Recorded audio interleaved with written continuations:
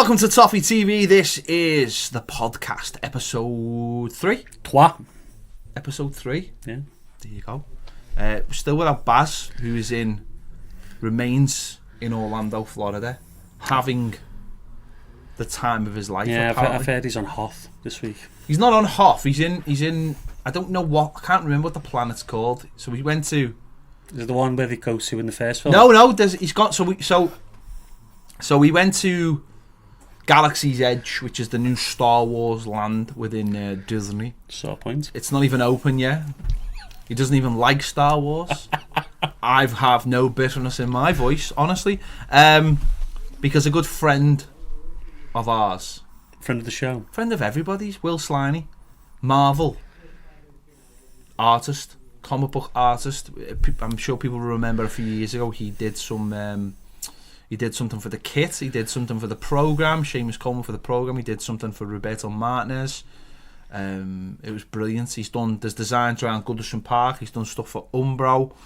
He's currently writing drawing a Star Wars comic book. I think it's for Beckett, who is the character played by Woody Harrelson in the Solo film. If you've seen that, you haven't, have you? No, I didn't think you had. I delay me Star Wars watching. You delay it? What, by you're going to catch Revenge of the Sith this year? No, I'm all up to date. I've watched Rogue One and the latest two in the series. I haven't watched any the Solo spin-off film though. Why haven't you watched it? I don't know. I don't really like the actor they put as Han Solo. It really upset me. I wanted someone someone better. Like who? I don't know off the top of my head. Like Alden Ehrenreich is not Han Solo. No, to be fair, there's only one person who is Han Solo. Han Solo, Harrison Ford. He's also Indiana Jones. Well, there's nobody else who could play. No, but you could get an actor who would be someone who's got that yeah. What about, right? I'm just throwing this out there. Yeah. Couldn't they have got Harrison Ford to play the role and then done his face? But the technology's good enough now, then, yeah. Oh yeah, I mean they got Samuel Jackson played a 35-year-old version of himself in Captain Marvel and literally didn't miss a beat. It was perfect. 70 years old as well. So why not? Why didn't he do it with Harrison Ford and stop all the nonsense around actors who just can't play him? That's a good point to say. I don't think you're putting your full input into this. I don't know. I'm not really that fussed on the Solo. When the Solo film, the idea came out, it was all exciting. I thought Han Solo, the greatest character in Star Wars, and then you got controversial. Really? Who's better? I mean, it's Han Solo. I like Obi-Wan, and I'm absolutely delighted that which version? Well, I mean, Alec Guinness was just phoning it in. Yeah, he was. He didn't even think it was going to be real. He didn't. He did afterwards. He just took the money and legged it, and just went back to his private members club. Yeah. Well. Had a couple of brandies, but Hugh McGregor obviously understands it's literally his cash cow for the rest of his life. It's smart. Milk the teeth. You've got to find yourself a little franchise, if you will. That's it. You've got to take the blue milk and just run with it. Do you think Vin Diesel would be working in Hollywood if it wasn't Fast and Furious? Well, I mean, that's a different kettle of fish. I mean, that's Fast and Furious. That's on a $1 billion franchise. That's a different level, isn't it? Yeah. Going back to what we were originally talking about. So Galaxy's Edge is this new Star Wars land. Going back to your original question, it's its own thing. All right, okay. So the land it's its own thing. It's a new thing. It's an outpost that is part of the continuity of Star Wars. Right. And it's its own thing. So it's not so because it's part of the continuity, you couldn't have it being like Endor or Tatooine or Hoth or anything. So I mean, it's not cold enough for Hoth. It's Orlando. I mean, everyone knows I'm a big Star Wars fan, which makes this doubly as hard. Yeah. So this is place. So it's been open in the LA Disney for a while, and it's opening this week. So Will is a writer, and I've seen he was in the park like Tuesday night. I was like, "Where are you?" He's like, "I'm you on the West Coast, the East Coast." I'm in Orlando. I was like, "So is Baz." So Tuesday evening, you got a message, I got a message. Oh, can I have Baz's number? Like, I didn't even know who it was, to be honest with you. I had to check. He had a tick next to his name, so he could have been that, some crazy. But you have to check these things. You've got to. Yeah. So I was like, yeah. You're gonna take him to Galaxy's Edge, aren't you? Like a big jealous wife. You and him together. I can imagine that your wife never got any peace after that, after you found out. So he's sending me pictures. So he said, he went out. He said, I've got 6 passes. So I wanted them Baz to live my dream for me. So I'm messaging him. What are you doing? I'm WhatsApp ringing him, and he's buttoning me off straight away. You know, so there's new friends. No, he's thinking there's no Wi-Fi here. I'm not accepting this. I might get done with the charges. So anyway, the next thing I know, I messaged him. Have you got in touch with him? And I just got a message back of a picture of him standing in front of the Millennium Falcon. There's rumours going around that his kids never got to run on the rides. His kids are nowhere to be seen. His kids are just like distant shadows in the background. As he enjoys his life. He's literally give up his kids for, like, you know, there are no children in the Jedi. He's literally just got rid of all his kids. And I went, did you go on the ride? And he went, yeah. And he sent me a picture, and it was like, there's him and Will in the cockpit of the Millennium Falcon. Big smiles on the face. Again, none of Baz's kids anywhere to be seen. I was like, where's your kids? Is Baz Chewie or Lando Calrissian? He was... No, he was like... No, in the third one. Yeah. When Return of the Jedi, when it's Lando, and he goes with the other dude with the weird face. Yeah. That's who Baz is. Right, Baz is the weird guy. Right, okay. I think his name's Nub Nub. Right, okay. So... Cheers, Nub Nub. He's basically Nub Nub. He's gone. Yeah, you can't be saying Baz is Chewie, and he's definitely not Lando. No, he's not cool. And he's definitely not Han. No, he's not Han. So yeah, the picture. I was like, "Where's your kids?" And he sent me another picture, and there's like all his kids and his missus in the one picture. The foot. You just see a foot. Just like. So yeah, they're just the stowaways. So yeah, he went there. So that's what he's doing. So that's the Baz update. Yeah. I mean, he went to SeaWorld as well, which I was disgusted by. And I just got... he went, I just went on the ride. I went, no, you're... He went, I didn't go and see Shamu out of respect. I was like, Shamu's dead. He was spearing Hawker and everything. Yeah, that's because... people like you have killed Shamu. People like you have given their money to this disgusting organisation. You've helped kill Shamu once. Put lipstick on seals as well. They do. I believe so. And blushing on penguins. Yeah, it's terrible. Baz is all part of this. He is all part of it. Just stay away from the blowholes. That's all I say, Baz. That's a Baz update, isn't it? He's back next week. My God, another week. Mm-hmm. Jesus Christ. Living the dream. Living the absolute dream. Well, we're here. Providing entertainment to all you. I know. But the worst thing about being here is... You come into the studio and you know it's cold, it's wet, and you get in here and you've got jeans on. The next minute, the jeans are literally sticking to your legs because of the heat fluctuations. And the young John Bishop's in as well, isn't he? Yeah. So the kid, if anyone's seen the viral video of the Red Men, you know of Sadio Mane, basically, I didn't watch it. He's in the next studio. He's been given lip already to me. He's been given lip. Yeah. The less said about that, the better. Rom-com. He's definitely... I don't know. Have you got a purple bin? I went, yeah. So have I. I was like, yeah, because your ma painted yours. So... it's like, you know where you've got a purple bin. Probably just colourblind. Probably is. Probably got a red bin, but because he's been kicked in the yellow. head. Kicked in the head a couple of times. I said, if you're from Liverpool, how come you get charged to go on the bridge every day? You had no answer to that. No, I didn't even know what a bridge was. Bridge too far, you may say. I think we're just putting off the fact of having to talk about Everton versus Aston Villa. I don't want to talk about that again. What a horrendous game of football. The more you watch, well, you don't watch it all again. I've watched it twice. I've watched no football since. No, I've watched. And it's Wednesday. Yeah, I've watched it twice, and even if you watch like a highlight, it's just a lot of passing that goes nowhere. It's just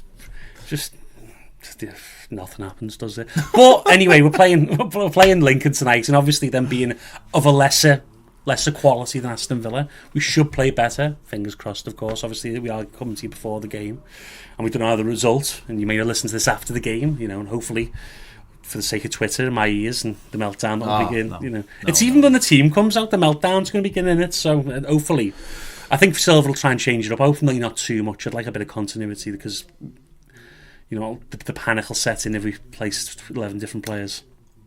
We were utterly awful against Villa, though, weren't we? I mean, like, and it was one of those performances that makes people go, "Oh, we're miles away." Yeah, like heads fell off literally everywhere. I suppose the last time we played that was Fulham. And, yeah, and those performances have been few and far between, haven't they? Let's be honest. But since about February last year. Yeah, it's how you react to it, isn't it? To come out the box, as we said. I know we're recording this before, and you'll probably know the results by the time you listen. But this is the problem when you've got a game midweek. There's never an ideal time to record some things, because especially something like which is general. So, but it was one of those performances. I sort of take solace from the fact that everyone was bad. And it was the same with Fulham. Everyone was bad. Yeah, it wasn't like sort of one person letting the side down. It wasn't. You were just, the whole team was not dysfunctional, but it just didn't work. Nothing came off. It was very rigid, stale. And do you know what? I think sometimes you might need games like that. Because if you just, like, the first two games you played okay, then we won and we drew. If that gets seeped into like October, you're still playing the same way, and he's just grinding out results, it's gonna fall eventually. So now we can look at ourselves, and Silva can look at us and say, these are the tweaks we need to make. And hopefully going forward, we've obviously got the new players as well ready to come in as well. Then hopefully we can start kicking on. I think really important stat that's come out of all the games so far is 3 passes from Sigurdsson to Dom, and 3 passes back the other way. That shows you, doesn't it, where our problems are? It shows you that no matter what anyone says about Dominic Calvert-Lewin, about Gylfi Sigurdsson, that's our problem. We don't get the ball centrally through to the striker enough. No, I was saying I had a little look at the stats the other day, and 19% of our attacks in that first half, well, up until let's say the 60th minute, came so 19% came down from in the central sort of part of the pitch as you break it up into three parts. On the left it was 30%, on the right it was 40% almost. So basically then when Iwobi and Keane came on, it went up to 26%. Now people go, it's not that much, but actually going from 1 and 5 to 1 and 4 is quite a bit of a difference. And if you looked at Liverpool only, I think it was 32% down the middle, so you're sort of getting right towards the right sort of levels there when them two came on, because they offered the option. They wanted the ball to feet in central areas because they're confident enough to turn and run with the ball. When you watch other sides, the best sides, say Manchester City, how much do you think more they attack down the middle, or it's the spacing it creates everywhere? So even if they do attack solely down one side, they're obviously doing overloads as well. So generally it's the way they space the pitch out. If they open up space in the centre of the pitch, then they'll pass into the centre of the pitch because it's creating disadvantages for the defence. There's basically an overload in the defence. If it's on the wing, they'll do the same thing. We don't space out enough. You have like Bernard and Dean in a small area with like 3 defenders on them. So what you're basically saying is that Man City play a certain way to create space, that's the key. And wherever that space appears, they play through it. Whereas we just tend to play out wide as a tactic, and therefore we will probably make less space because it's a tactic rather than a style, if that makes any sense. We're not drawing players in. Yeah, we're not. So basically, if you're Aston Villa tonight, you've got 6'4" Bjorn Engels and 6'5" Tyrone Mings. What do you want to do? Do you want to play in the channels and get run at, or do you want people to throw the ball in the box? You want people to throw the ball in the box, and we found that trap against Crystal Palace as well. So what the key is to try and vary it up so that they can't set themselves for a certain type of attack, and we become quite predictable really. And Dean, I think we've crossed the ball 62 times in the first 3 games, and let's be honest, with the quality of the crossing isn't been that great. I'm not blaming the players. I don't think the movement's there in the middle. And the other problem as well is the defence. Say people playing 4-2-3-1 or whatever, 4-3-3.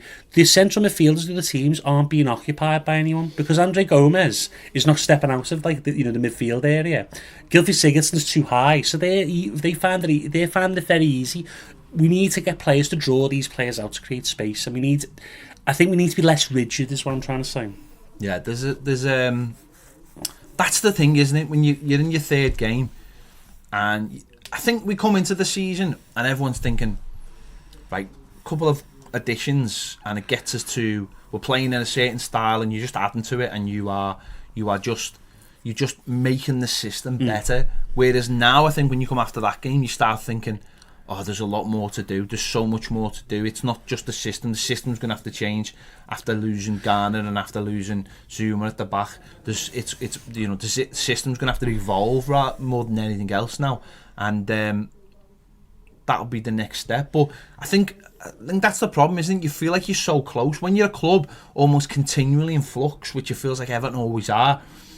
I think it's why people make snap judgments, because you just run out of patience. You run out of patience of going from manager to manager, system to system, and then systems within systems. Yeah. And it can be. I understand why. I understand why people almost make those snap judgments. It's not because it's this new generation of fans or anything like that. It's just people run out of patience. It's not kids. It's people who've been watching for a very, very long time. We're quite shaded as a fan base. You know, if you look at it, we've had so many false dawns, so many nights where we should have done something and we never. And people, they've got no faith. And when they look at a game like that and it's just not working, they think it's happening again. And that's the worry. And I understand that.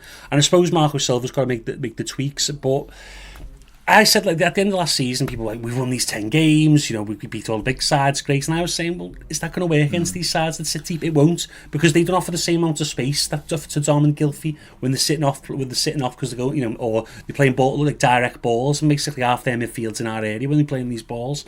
You've got to have different styles against different teams. Pep Guardiola, when he came to the Premiership, he didn't have the personnel, but he also said he struggled to break down that 4-5-1 that a lot of teams, or 4-4-2 block. So he spent a whole pre-season working on it, and they absolutely destroyed teams like that. And they obviously went out and bought the full-backs. Yeah, they did, to space it. Yeah, to space it, essentially. And that's the key, because we have got good full-backs, I think, who can space it. It's just that they need Bernard and Richarlison, especially, because Richarlison far out of, you know, out wide isn't as effective as he is when he's closer to goal. So having him more in the half space, which is the area between the post and the edge of the area, is better for him, because it then draws a neck. So then you leave James Coleman's good dribble one-on-one with the full-back or the left midfielder, which is what you want, instead of him having to try and beat two defenders all the time. But his deliveries have been terrible. No, they have been, but I'd rather him sort of collapse a block by dribbling past them and just cut it back to the edge of the area. Yeah. So that's what we need more, but yeah, I agree that the delivery's been pretty What bad. do you make of the criticism, like Gary Neville levelled? I mean, you throw criticism around left, right and centre. I mean, he's having a go at people in Manchester the other day for not wearing socks. I mean, I fully agree with that. I fully back him up. It's quite Till he found out you could get these like basic socks, you know, like invisible socks. Invisible socks, which it is a pandemic, the non-sock thing. Though, it's scandalous. Yeah. Scandalous. It's the disease of our time. Yeah. Well, it is. It's our cholera. Yeah. Essentially, it is. Yeah, it is. I mean, put that on a poster if you want, but I don't know whether you put that on for Men's Health or just for this podcast, but Toffee TV Podcast, the colour of our times. You get some pro cholera people now kicking off. Yeah, again, sign of our times. Yeah, sign of our times again. Yeah. But he was saying, you know, Everton are soft. He just said Everton are soft. He said every time he watches them, he says they're nice, they're pretty, blah blah blah. But they don't commit, and he's like, though, isn't he? He is right, but then I sometimes I rail against the fact that everyone pigeonholes us as this like really blood and thunder side, like under Moyes, and you know, I don't want. You've got to be able to play both ways, really. You know, people are saying, "Oh, we miss Garner." I had a little look. We in terms of interceptions, we are a little lower. Tackles is about one and a half a game, which I know it's the influence. I get you right. Yeah. But the number of tackles where he's making 5 tackles, we're not missing that. No, but this is where I think this is where stats can be misleading. Can be misinterpreted, misleading. I think players say. I think when you've got a midfield three of Schneidlin, Sigurdsson and Gomez, they're not really a midfield three though, are they? It's a 4-4-2. No, really. I know, but it is a midfield three. But what I'm saying is that when Gylfi Sigurdsson at Ghana, I imagine Gylfi Sigurdsson just went sound. Yeah. Do what I want. And Gomez was like, yeah, I can play on the 10 all the time. He'll get the ball for me, he'll give it to me, and I can look up. Gomez is now thinking, I can't go anywhere. It's the midfield structure that's the problem. That's what I'm saying. It would work if they understood the roles, but they don't seem to. Like, it should be Schneidlin sitting and Sigurdsson and Gomez linking the attack with Sigurdsson. But at the moment, Gomez sits really deep. Schneidlin sits really deep. Sometimes goes. It just. I think Gabamon going out was probably a bit, because I think him and Gomez were hopefully going to develop a partnership, and I think you'd have similar to Gay, because Gay used to attack the space, didn't he, when he had the chance with the ball? And that's what Gabama do. Schneiderlin's never going to attack the space. That is not his game. His game is to lay the ball off to better players, win it back, and obviously cover that back in front of the centre-backs. So it's the structure again, it's the shape. It needs to be changed. Now, if you go to a midfield 3, I think that will provide better, because that means Schneiderlin has to do even less, because he just sits in front of the back 4. No, but he's really good at doing that, and for Southampton, that was his best position when he was doing that. But it's about finding the right roles to the right players. You can't shoehorn players in. And I think the 2 with Gay were, because Gay was better in the 2. But Gay wouldn't have been a good number 6, because he likes to run and chase people into blind alleys, doesn't he? No, but I think that Gay's more of a... he's a player in the mould of Kante, where you just say, do what you want. He is. And that's why Kante didn't play 6 last year for Chelsea, because he hasn't got that positional discipline. Whereas, because he's got that role to just go and win the ball back, which is what you need.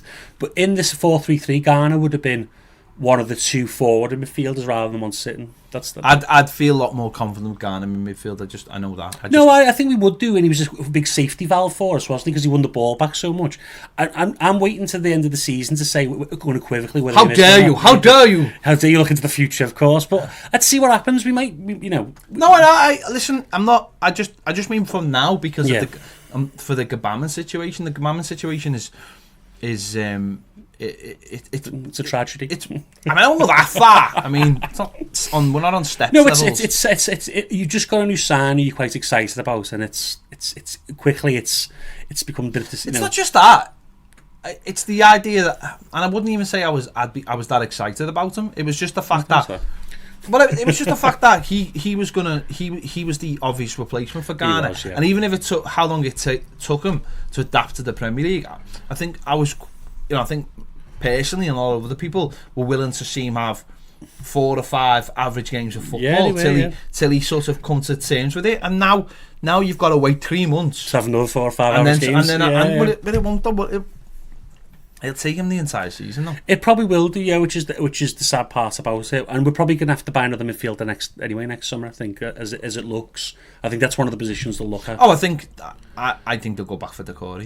He's going to be 27, 28 next year. I think they might look elsewhere. That's just me. I think he is. If they can find someone who could do his role, then they would look elsewhere if they were younger. But then maybe he can't. He's very particular type of player. There's not many people get in the box as much as him from that position.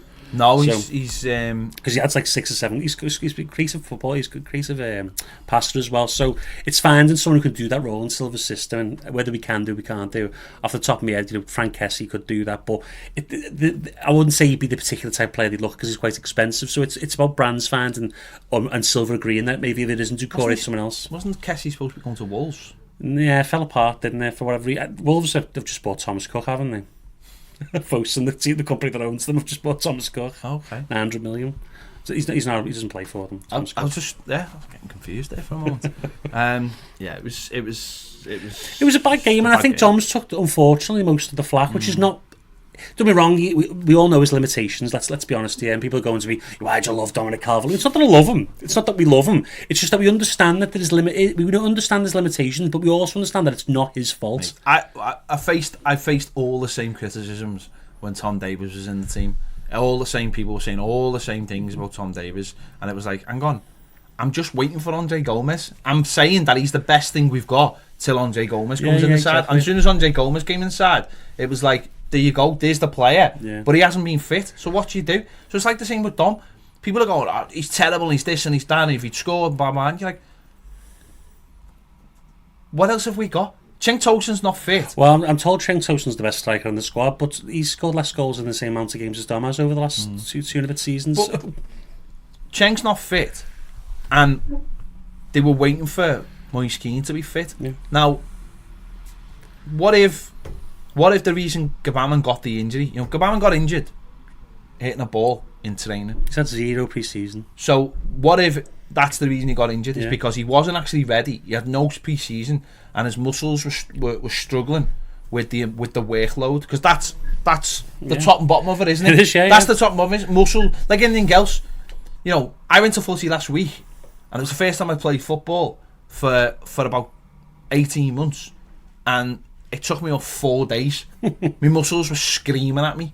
I mean, they were screaming for cake, and I served my muscles cake, to be quiet. But it's that, isn't it? It's like these are the elite athletes, but you can't just throw them. No, you're overworking them. They're coming off. They've had like not much summer break because they played in the AFCON in Geb Hammond's case. Very little, I think 3 or 4 training sessions before he came in that first game. You're overworking the muscles, and this is what happened with Arsenal. If you remember, they had loads of issues, didn't they, with Shav Forsyth?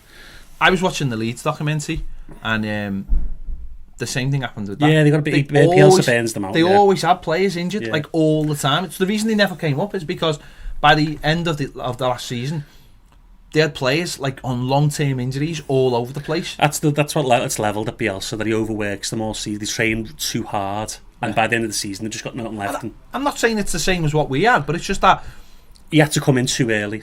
But the medical people will be telling the manager, saying, playing for half an hour, playing for 25 minutes, half an hour, extend it, get to the League Cup, give him a start, and then he might be ready to play an hour from the start, and then you're building his levels up so that he can play for the whole of the season then, instead of coming in, getting injured, going out, and never finding that level. And whatever anyone says, at some point you've just got to... This is where it's funny, because this is where I personally fell out with Martinez. It was when he stopped listening to the doctors. Oh, and he played to James McCarthy. And he literally ruined James McCarthy's career. Yeah, he did, yeah. He did.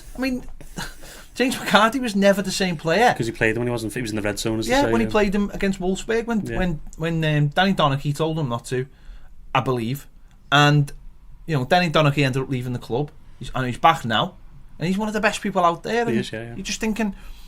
You've got to listen to your medical staff. It's all right, it's... That's their specialty. That is their specialty. You could have a degree but it's all right, because Martinez went to, Trump University. Yeah, exactly. To have a degree in sports science or whatever. But it's this is the thing. If you throw Keane in and he gets injured like Gabamon, then it's Dominic Calvert-Lewin all season. So you're going to get... I just understand. It's a 38-game season. I understand people are really desperate to make Europe, top 6. They're sick and tired of being all surrounded to the team over the road. It's a long season. It's not game by game. Let's think about this. We want to play at least 50 games a season. Yeah, exactly. You play 50 games in a season, and you've had a relatively good season. Yeah, exactly, so let's see how it develops. Pans out, yeah. Coming up in part 2, we're going to be discussing the situation in the EFL with Bury and Bolton. The sad situations there. We'll be right back. Thanks for downloading the Toffee TV podcast, but did you know we put all our shows out as podcasts? Head over to patreon.com/Toffee TV EFC and you'll find all the latest shows available as podcasts exclusively for Patreon subscribers. So if you need to find all the latest ever news, conversations, stats, match previews and match reviews as easily downloadable podcasts at your convenience, head over to Patreon. Welcome back to part 2 of the Toffee TV podcast. Me and Andy in the hot seats this week. Sad times in the Football League. Bury have been wound up, basically. Yeah, they have had their licenses taken off them. They've been expelled from the Football League. This is something I'm really passionate about, really, and it's disgusting, really. It's the EFL's got a lot to answer for allowing these men, these crooks, if you will, to buy teams. And Bury and Bolton have suffered as a result. Bolton have got a reprieve in the fact they've got 2 more weeks now, haven't they, to sort of buy it out. But it's just disgusting. They're letting these chances in who really have got nothing. If you look, allegedly, I'm not too sure how true this is. Steve Dale's essentially put Bury into the ground so he could make $3 million essentially. Yeah, off a debt that was owed. Basically, his son-in-law has got a debt company that's now bought the debt, so someone else going to have to pay that debt. And the insurance is on the debt or something, it's outrageous. It's the way of the world, isn't it? It's not just football; it's the way of the world, and it's obviously come into football, creeped into football. We've got people just buying football clubs because of the assets more than anything else. You've got. I mean, for me, I remember when West Ham got bought, and obviously they got a free stadium, and the owners basically got land in East London. Some probably very prime land to build houses on, etc. Basically rip the history from the club. we see it everywhere, and now we're seeing it at two clubs in the space of a very short term. And Bury, I just think it's so sad, because I went there pre-season last year, and they seem to be on the up and up. You know, they had a good coach, they seem to have good players. It was a nice, welcoming place, and you just thought, like, it's another club in the northwest that'll be all right, because it's got passionate fans. You know, it might only have like 2,000-3,000 4,000 passionate fans, but you know they'll be there week in and week out. They're not chasing the glory of United or City or Liverpool or whatever. So it just screams that the people who are in charge of football in this country just are letting it go to the dogs. It is, and you know, you look at Bury's season last season. You mentioned Ryan Lowe as manager. He's now at Plymouth Argyle. Played an exciting brand of football. Probably one of Bury's best ever seasons in terms of like football. They got promoted. Yeah. So going from that high of being promoted to being out of business within like 4 months is just it's unfathomable. But like, you know, it won't happen in the Premier League, because the Premier League is basically propped up by Sky. And you know, you can only imagine if Everton had got relegated in the early 2000s, what would have happened to Everton at the time, because we were in dire. Probably too big to go under, in the sense that someone would have bought us, but. It was a precarious time before this TV money coming, because people couldn't afford to sort of. Well, everyone lives above the means now, don't they? Really, that's the problem. And with Bury, you know, this fella came in. I'm going to save Bury, and then really what happened is as soon as that tax bill hit, or whatever the debt was called in, that was his chance. Then he thought, you know, I'm out here. He had no interest, did he? No, he's just said, I've never been to Bury in my life. There was an interview he did with Five Live, and it was horrendous, because the worst thing about it was, it's not the fact that he's saying, for me anyway, it's not that he's saying, I've never been to Bury, didn't know there was a football club. It was what he said about the fans, saying they need to behave themselves, all these drunken fans having a go at me, and it was like, hang on, mate, because he basically was saying in the interview, companies go bust every day. That's what he was saying. Yeah, it's not the same. I was like, no. It's a football club. It's not. It's not, whether you like it or not. It's not a business. It's the life and soul of a community. It is. It's much like the, you know, in the 80s when the miners, they killed communities. It's the same. I know that's a business, but still, as you said, you're ripping the heart out of a community, and the brazenness in which he said it. You know, it was just like whatever. Well, sadly though, this is. I mean, just it's. This is football, but it's more than it's happened, like you just said there. It's been happening for 20-30 years, where bit by bit the country's been getting chipped away at one bit of another. You know, every industry, we've sold all the industries to people abroad. I remember when I was growing up that every company had some kind of sports club, that's right, and community place. You know, listen, you grow up in Liverpool, you grow up in the northwest, you go to a lot of social clubs, you know, whether it be family parties or whatever, and they're either attached to churches or they were attached to the likes of Manweb or Littlewoods, Jaro, or the police club, or the Jaro up. You know, there was always some kind of sporting club and teams attached. They had really good teams as well. I remember growing up. I mean, you know, there used to be a police club, the Fairfield, in it's not far from where I live, in Prescott Road. Used to have all the cup finals. It was fantastic. That's gone. That's now a housing estate. There's still the police have still got one in Egbert behind the cricket club, which is still quite recent, quite decent. The police actually used to get paid overtime to play for the football teams, and that's why they had so many good football teams. As soon as the overtime run out, that was it. All the players just jibbed it off. There was no point.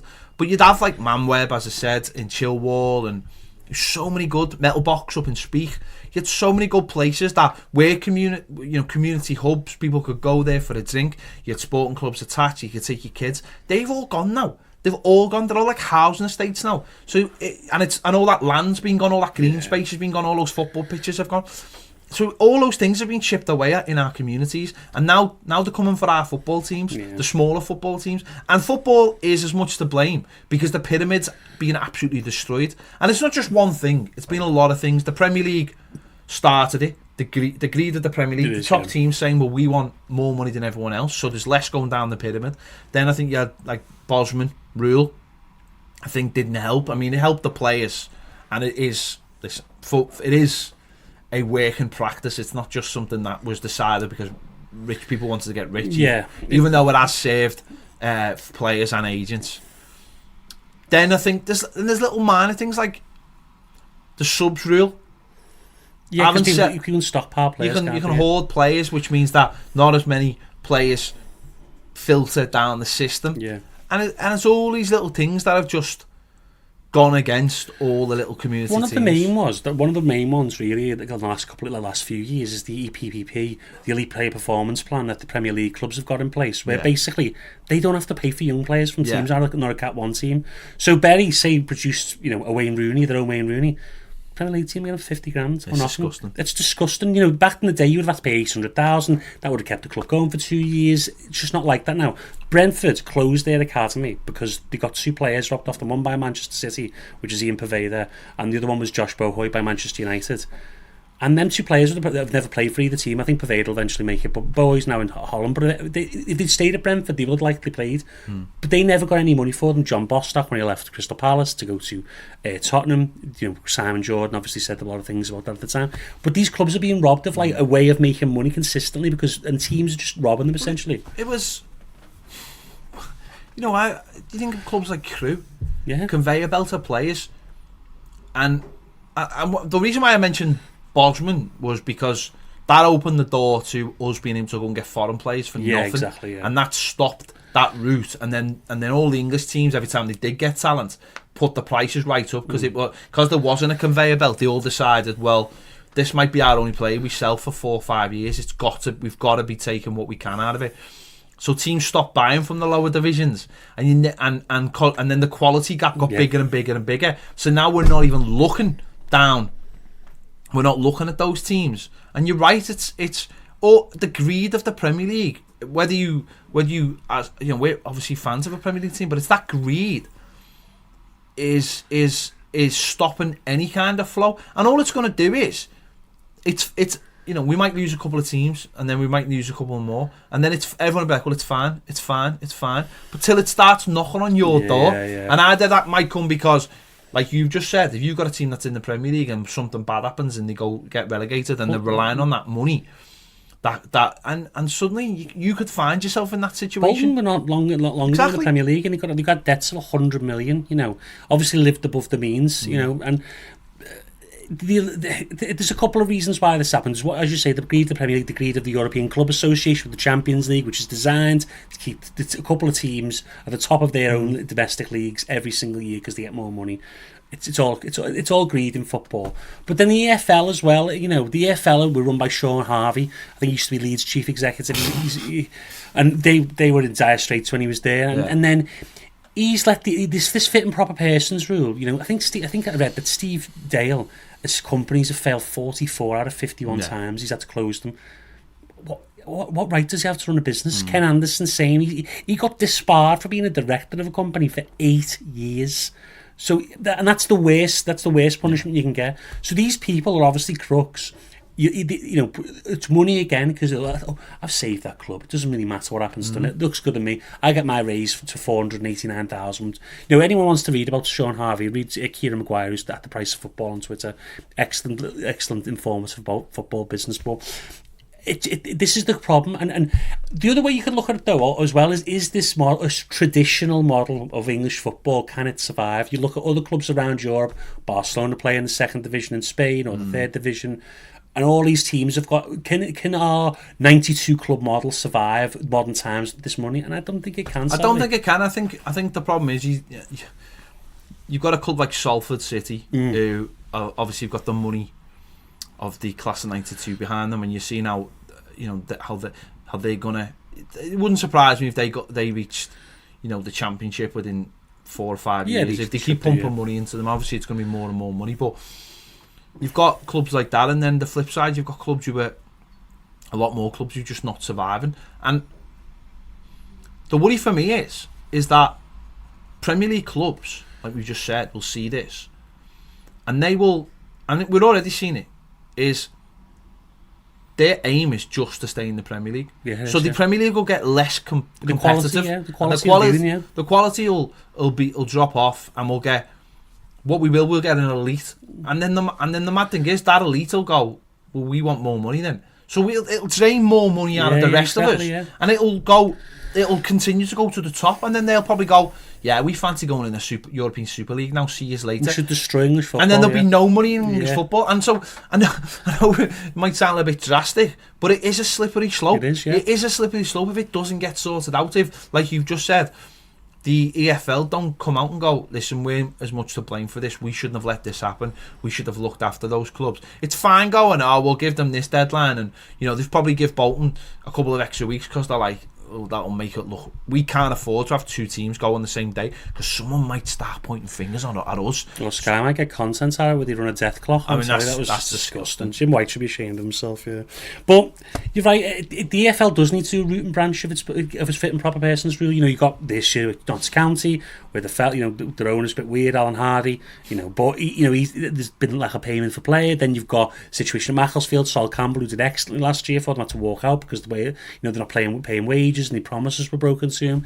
And it's happened to a lot of clubs, and eventually, and these clubs are having to say to themselves, we need to make the Premier League. And it's going to happen in the Championship, so it's in League 2, League 1 now. Yeah. It's going to happen in the Championship as well, because they're going to go, we need to make the Premier League, otherwise we can't sustain this for 5 years. And how can West Brom survive being out of the Premier League for the next couple of years? They've got good big Chinese owners, but they want to sell the club because without that Premier League money, it's not really worth it to them. So it's going to create a vacuum, and this is why Phil Gard's side, when he was Bolton chairman, he essentially wanted to have a 2-league Premier League 2, and you could never get relegated from that. Essentially the Football League would be out of it, and this is why, because he knew that the future for Bolton was what it is now, because they could not survive without Premier League money. Ultimately, the top and bottom of it is, if you're a big club, you're a big club. Yeah. If you get big crowds, because you're a big city, you're a big club. That model isn't sustainable. If you're not, whether people like it or not, when they say, oh, well, the fans don't matter anymore, they do. Of course they do. The fans matter as much now as they've ever mattered. Maybe not what comes through the turnstiles, but it's everything that goes with it. It's why if people wonder why Liverpool and Man United are so heavily favoured by Sky, it's because they have more people who pick up a remote control and have a subscription. It's as simple as that. It doesn't matter if Man City are the champions or if we did well or whatever. Our fans don't subscribe to Manchester to Sky like Manchester United and Liverpool do. No, they don't. And that's the top and bottom of it. And those clubs like Bolton, look at Leicester. Leicester won the league. Yeah, thanks, next. Yeah. No one's bothered. You're never getting bigger than you are. You wouldn't be on every Sunday still. Yeah. You're never going to be on every Sunday. As you say, it is that viewing figure. It's so if Man United and Liverpool bring in 400,000 more viewers per game, the top level sponsors will want to have it on, and that's what runs Sky. Sky are run by money, and they're so. Again, the fans are important, and worldwide, when you sign all these sponsorship deals, you think that Turkish Airlines give Man United loads of money if no one in Turkey or sports them, or no one in the Middle Asia sports them. No, they're not. It's because they can make something off being associated with that brand. But the problem is now, Everton, especially clubs like Everton and Crystal Palace, are all behooving to this TV money. And I think the money's going to go down because I just don't think it's sustainable going up and up and up. Sky basically are probably running, I'm guessing, are running a lot. The football's a loss leader for Sky. Well, we've seen that, haven't we, with Sky, because they've cut all their other football. There's no Spanish football anymore. And Spanish football's not even on TV in England at the moment. The world's best player is not on television in England. It's on ITV4. Exactly. At cheap price. I think it's on this season, ITV4. It's on ITV4. Has got the deal again? Right, but it's only one game a week. One live game a week and one set of highlights. It's pretty poor. Italian footy, I think, is on, like, again, one of those a pay channel, like Premier or something like that. It's even BT is struggling. BT had to take a smaller package, didn't they? Well, of course, because they've gone for the Champions League. They've spent all their money on the Champions League. So, and we're getting other things coming into it now. We're going to have Amazon Prime, and eventually maybe Netflix and YouTube will come into the market and that's what they want, don't they? Well, of course, they want every package sold to somebody else. But it's, as I said, it's eating itself, and gone are the days where you had your local businessman buying a club and keeping it running. What do you think on the idea of maybe the EFL coming out and trying to implement, say, a 50% rule, fans own clubs? Do you think that could work? Yeah, but then you're creating this disadvantage because once a team comes down from the Premier League, do they owners have to then sell half there to the fans? So that I like that because in Germany they do that, the 50+1, which is why they hate RB Leipzig and they half hate Hoffenheim, don't they?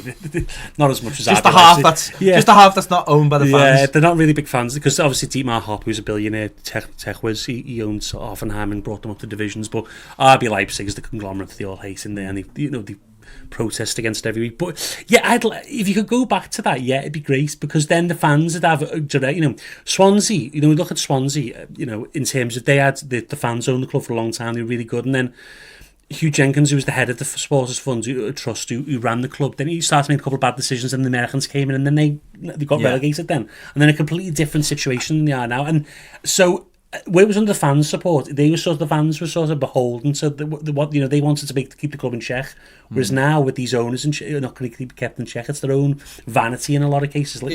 It's difficult, isn't it? Because you've just said there, you'd have to start again, and you'd have to say to a lot of teams, well, you're going to lose revenue because because a lot of clubs will go, well, we're well run.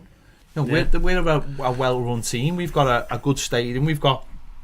We live within our means and we're still well run, so it's a difficult one. But I think the first thing that has to happen is the EFL have to look at themselves in the mirror and say we're to blame for this. We're just as to blame as anyone for this happening, for Bury to be leaving the EFL. Is there a way that the Premier League clubs can help the EFL? There's 20 Premier League clubs. Do they sort of have two teams where they give 4 players a year, they give them some money towards it, and I know that sort of creates an issue in a sense, but it helps develop players. The Premier League are then giving them money, the players are getting developed.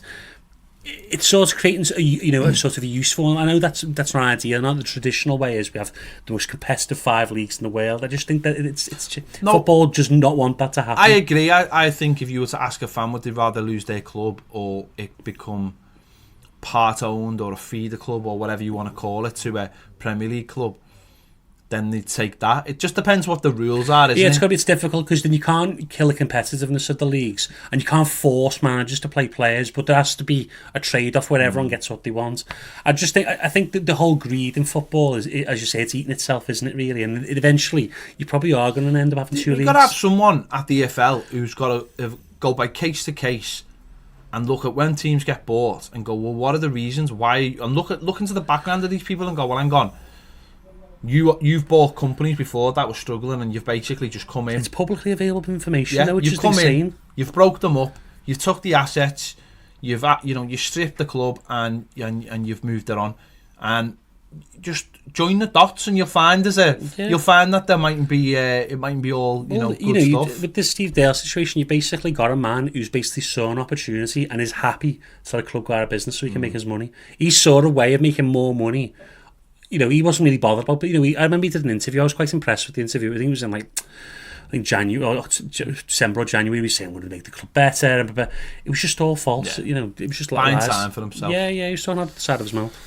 Very, very sad. We'll have to wait and see what the fate of Bolton Wanderers is in a couple of weeks. Crossed. Yeah, fingers crossed for them. Anyway, coming up in part 3, we're going to look forward to the game at home against Wolves on Sunday. Thanks for downloading the Toffee TV podcast, but did you know we put all our shows out as podcasts? Head over to patreon.com/Toffee TV EFC and you'll find all the latest shows available as podcasts exclusively for Patreon subscribers. So if you need to find all the latest ever news, conversations, stats, match previews and match reviews as easily downloadable podcasts at your convenience, head over to Patreon. Welcome back to the final part of the Toffee TV podcast. Wolves at home Sunday. No, I think it's going to be a tough game. Let's be honest. They are organised. The continuity that Wolves play with is what it's key to them. They haven't particularly impressed this season. They also, I don't think they've lost after. I think they've got 3 draws. No, but they've been playing in the. You only beat Torino, which are not a bad side. They've got Torino ahead of. I think they won 3-1, didn't they? 3-2. 3-2. So they've got Torino in the second leg ahead of the game as well. I imagine they'll go through, but let's hope that So let's hope it goes to penalties. No, let's hope that when it comes to Sunday, they're a little bit. It's took an edge off a little bit, and if we push them a little bit, they'll fall. It was 2 games we played against them last season where, the one down there I thought we should have won, and the one at Goodison Park, for me on the day we were beaten quite not easily, but they were the better side. They were the better side, and they worked us out, didn't they? Yeah. And it was a bit of an eye opener, wasn't it? The first game we should have won. It was obviously the red card was to Jagielka early in the game, and sort of coming out party with Charleston and Everton, wasn't it? But that game we should have won, and they were obviously new to the Premier League that day, and they went to strength really. And this is where I always say to people when they talk about Everton, why aren't they better than Wolves? Got a better squad. They've been together so long, they know each other, they know the system. We're going to get there. Obviously, it's taking given time and a few tweaks, but that's what makes Wolves best, because they're good, because they play the same system all the time. So it's going to be a tough game. I think, as you say, though, that Thursday-Sunday thing starts to bite now. The Premier League starts. It's early in the season, it bites most. I remember Tottenham struggling at times. I think it's that. I think we found that a few times. They always put you on at like 2 o'clock on a Sunday. That's what we always found, and we were always away. Yeah, and we were always away. It always seemed to be a tough game. So they'll be coming off, that they'll play in their own, but it won't be an easy game. It's a slim lead. Tino will come to try and win that game. I expect them to win, but the way I look at these games is that, and actually it's not what Everton are very good at. It's that if you can get the lead and then you push, it's whether those players have got that extra little bit or whether they just go, nah, not today. Yeah, you know what I mean? Okay, not today. You know what? Get through this. Couple of weeks off, international break, and we'll start again. We're in the group stages then, and then we'll attack it again. But Everton have got to get themselves in that position where they force Wolves to just go, not today. Yeah, you've got to put them under pressure early and sort of run the legs off them in the first 20 minutes. And we can do that. We've seen it last season against West Ham and Man United. We could really do that, but it's whether we can.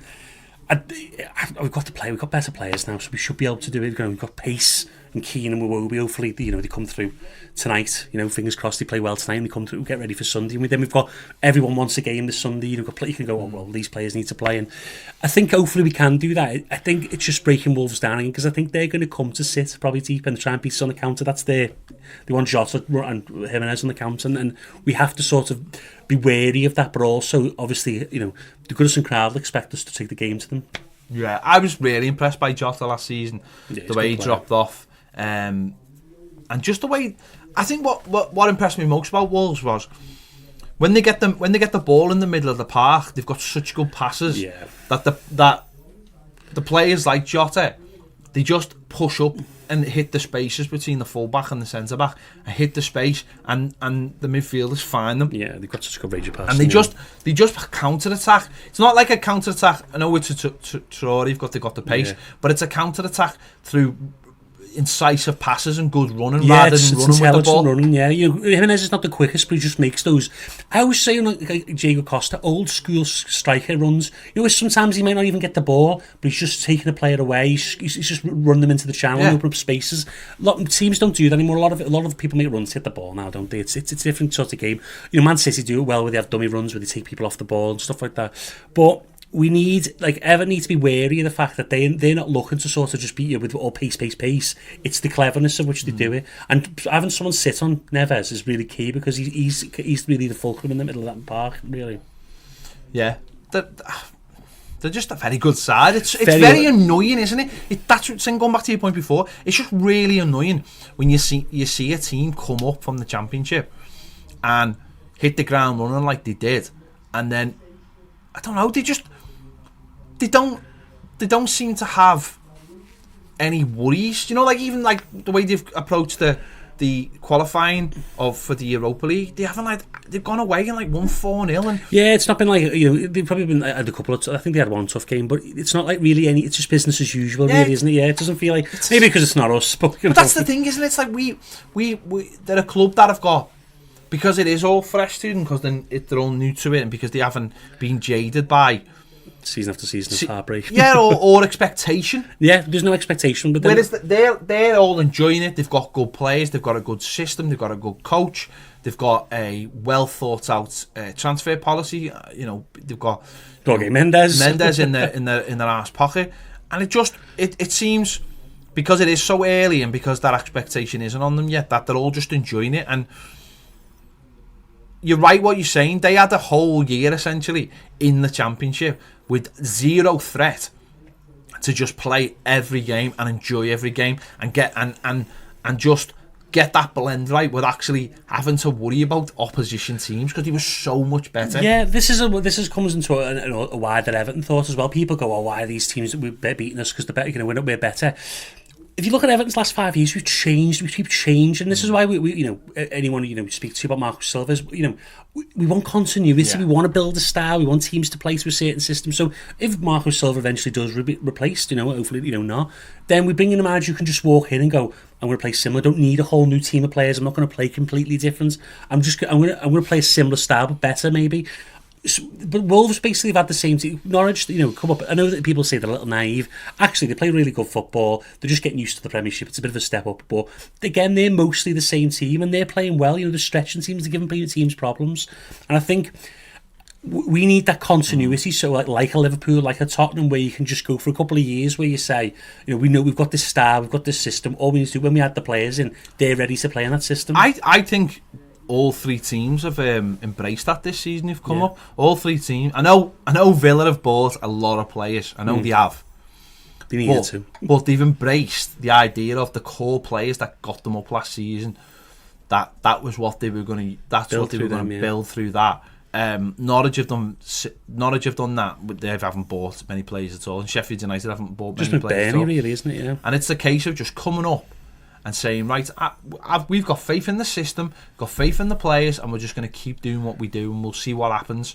And that comes off the back, I think, of what Wolves done, and trying not to do what Fulham done. And I know people will probably say, well, Villa a little bit sort of in the middle, but I don't think much has changed. I think they've still got those core players. They bought the players that were on loan, and it is those core players. They haven't just ripped it all up and gone, we're in the Premier League, we've got to have 11 new players. They've bought players, but a lot of them will be in the squad and be introduced at different times. So maybe this comes back to the a new way of doing things, and just thinking, we are good enough. We have got a system. We do believe in the players we've got, and we're going to go with that. You're going to work it out, yeah. Look at Bournemouth. Bournemouth now are only really now edging out a lot of those players who got them up from the Championship now. They've been in the team a while now, they're adding the quality, but they're established Premier League side now. And this is... You can't keep changing product. Man United have found that they found, Gary Neville was talking about the other day on Stan Collimore's podcast. You can't just keep changing everything all the time. You need continuity. You need a style, a system, an ethos, if you will. And I think, obviously this is not to do with the game Sunday, but I think we just needed a little bit of patience. I think Marcus Silva will work it out. I think he'll make the tweaks necessary. We'll add these new players to the system. We'll be fine. And I think this, I predict us to win this Sunday, if I'm honest. I think we're going to bounce back. I think, they'll look at the tape from the other night and think, we can't keep going wide. Gylfi, you need to get here. If you play Iwobi, you can provide us with this. Keane, Dom, you can sit on the bench, for this game. We're going to, Keane, because we want to stretch the back three. Because back three, really, that should play into players with pace of hands, really, because you can get down, you draw the full backs up the pitch, and then you can create space out wide and drag the centre backs out wide then. And that's what we need to do. If they sit deep, then we need to vary and not go out wide so much. But I hope we can sort of, alleviate people's fears, because I think this is the expectation for the season was far too high coming into it. Really, we'll wait and see. It's going to be... It's always that game, if you win it, then we've had a better start than we've had last season. Yeah, exactly. And then, if we win it and with a couple of weeks break, you're bouncing then. But that's the problem. The international break, I don't like the early international break. It's it's one of those, isn't it? In terms of you just get into the season, you're excited it's back, and then it goes away for the. I hate international football, to be honest with you, but. Yeah, we'll wait and see. Hopefully get 3 points. It is a home game. We're all expecting it. Hopefully the crowd will be up for it, and hopefully we'll win tonight as well in the League Cup. Yeah, we won last night in the EFL Trophy, didn't we? Andy Gordon with we were on pens actually, but goal. Andy Gordon with a great goal. Let's just pump the brakes on Andy Gordon. Goal. He's a good player, no doubt about it. He's got a lot of talent. Let's develop him properly. Let's get him. When he's ready, he'll make a step up to the first team. Yeah, there you go. Another podcast in the bag. Don't forget, you can find this podcast in all the places you find podcasts now. So if you're listening on one thing and it doesn't suit you, you'll probably be able to find it. You can find it on iTunes, you'll find it on Spotify, TuneIn, Stitcher, all those good places. Wonderful places. All those wonderful to hear places, our yeah. lucid voices. So make sure you check that out. You can also get the audio on YouTube in a video, and you can also see the video version of this podcast on our Patreon as well. With a lot of hand movement from me. me. A lot of hand movement. You can see us going. The anguish of talking about Villa. If you're watching that, you'll see me doing all mad hand like one things. of those like blow up things, outside like a car. There you go. Thanks for listening. Peace. See you later.